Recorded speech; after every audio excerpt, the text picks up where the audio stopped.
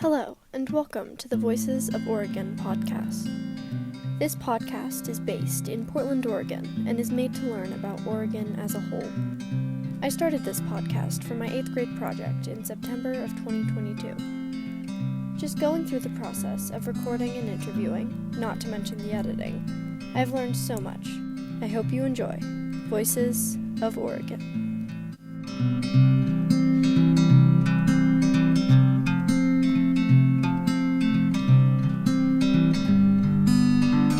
Can you please state your full name? My full name is Catherine, and my last name is Brown. How long have you lived in Oregon? I came to Oregon to go to law school at Lewis and Clark College in the fall of 1982. So Oregon has been my home since then, and we are putting down very deep roots. So, since you haven't always lived in Oregon, where did you grow up? I grew up in Minnesota. My family lived in a suburb of St. Paul called Roseville, and I attended Mounds View High School. And I did my undergraduate education at the University of Colorado in Boulder, and then came up to Lewis and Clark because I wanted to study environmental law. My undergraduate degree was in environmental conservation, and I got a certificate in women's studies at the time.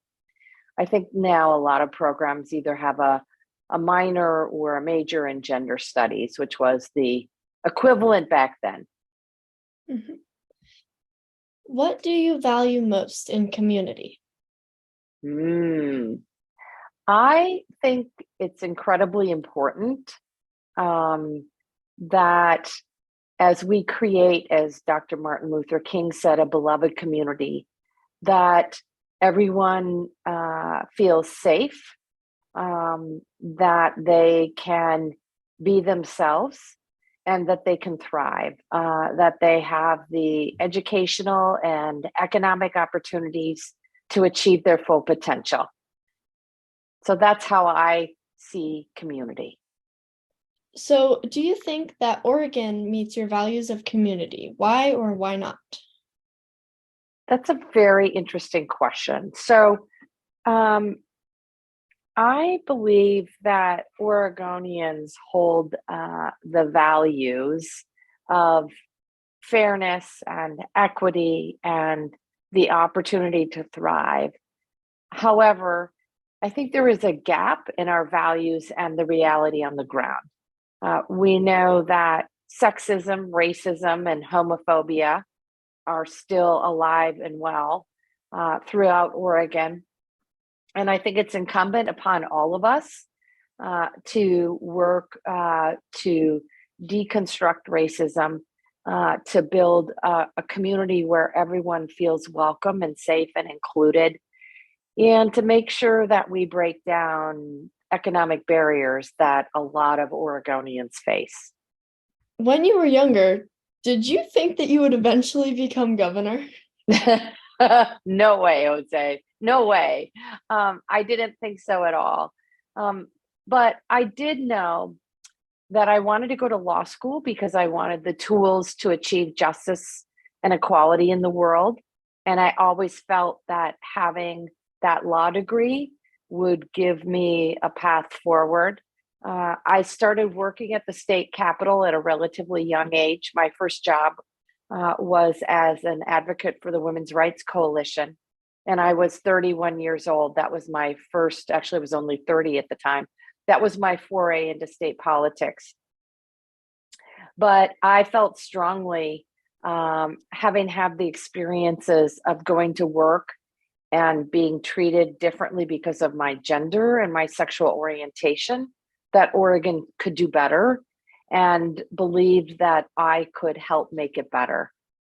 And the good news is my experiences have made me realize that each one of us can make a difference in Oregon and work to make Oregon a better place for everyone. So now that your term is up, do you think that you're going to continue living in Oregon, or do you think you'll have plans to move to another state? Oh, I I may take a brief hiatus from Oregon, but this is my home, and we will be back here. Both of my kiddos, my step kiddos, are here, and my friends and family by choice are here, and I fully expect to be back here full time. What are your plans now that you're no longer serving as governor? So we are going to take a vacation. My spouse, Dan, and I are going on a vacation someplace warm and sunny. And when I get back, I'll figure out my next chapter. As you can imagine, for someone who has put her heart and soul into this work, this is a huge transition. And I want to make sure that I give back in some way and continue to work to make the world, to make Oregon a better place for everyone. So I'm not sure what that looks like yet, but I'll figure it out after I've had a little time in the sun. Yes. Okay. So what are you feeling? Like, how are you feeling now that you're out of office? Are you like happiness, sadness, relief? I'll share a couple of things. It is very bittersweet. I loved my work. And one of the things that I loved about my work was meeting with school children, which was really hard to do during the pandemic. But I loved having fourth and third grade classes come in and talk about Oregon things like what's the state milk and what's the state tree and what is the state pie, and have those discussions. I also loved being able to make a difference in people's lives. You're probably aware that I commuted death row, which means that 17 people were sentenced to die will no longer die. I felt strongly that the death penalty was being administered unfairly in Oregon and across the country, frankly, that it was not just for the state to put people to death, and that it didn't make sense. It wasn't financially, it didn't make sense, and it wasn't a deterrent. So I could have, in my role as governor, a tremendous impact on the lives of people across the state. And that's hard to replicate in any other job. I did have a conversation with President Carter and Jimmy Carter, former President Jimmy Carter. And I asked him, he was president, as you know, and I asked him what was his favorite job of all time. And he said, being governor. So it is a tremendous job, and you have extraordinary opportunity to make a difference in the lives of people across the state. But it is also, as you know, we've had a number of challenges and tragedies in my time as governor, from that horrible mass shooting at UCC, Umpqua Community College, in October of 2015, to the takeover of the Malheur Wildlife Refuge, to a pandemic, to historically tragic wildfires. And one of my fellow governors, who's no longer a governor, he said, leaving the governor's office is like taking off a 50-pound flak jacket. So you feel literally and figuratively like you have the weight of the world on your shoulders. So, of course, that feels good to take off that flak jacket. And then I'll just share another quote from a former Oregon governor, and we were just laughing about this on Monday. Governor Vic Atiyeh was governor a number of years ago. And he said, on the day your successor gets sworn in, you arrive at the Capitol a peacock and you leave a feather duster. So there are a few living governors in Oregon: Governor Kitzhaber, Governor Roberts, Governor Kulongoski, and now Governor Brown, who are feather dusters. So there you have it. How would you say your mental health was affected when you became governor? Well, I have to tell you, when I first became governor, I was excited all the time. And I'm still excited all the time. But certainly The last few years have been challenging. What I think it's really important, and I think this is true for students as well as people who are in the workforce, is that all of us, work to achieve work-life balance. And so I did a couple of things to maintain a healthy attitude and good mental health while I was governor. And I'm going to continue to do these things even though I'm no longer governor. That means I get exercise regularly. I love being outside, even in the rain. I love to hike. I love to ski. I love to bicycle. So I think that's an incredibly important part of people maintaining good mental health. I also do yoga regularly, and most of the time I was able to get acupuncture, which I think is very helpful as well. But these are the things that I do to achieve stability and equanimity in my life. I think what I would say is for everybody, it's different. Some people have their religious faith. Some people, it's their family and spending time with their family and cooking or whatever. Everybody has something different. What is most important, regardless of whether you're in 8th grade or 88 years old, is that you find that way to achieve good mental health. I will say Oregon has really struggled with providing adequate behavioral health services. But one of the things I was most proud of during the pandemic is we were able to send a lot of federal dollars to our K through 12 schools to help ensure that our schools had access to counselors and the ability to provide social and emotional learning for our students across the state. So when COVID hit, what was the biggest challenge for you? And if you did overcome it, how did you do it? Well, here was the thing about COVID. It was the first time in 100 years, and that's, before your grandparents, probably your grandparents' grandparents were born, that we have had a pandemic in this country.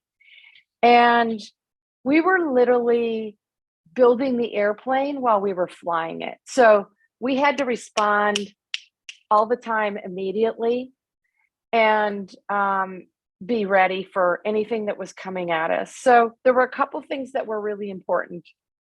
We wanted to make sure that we were basing our decisions on science and data.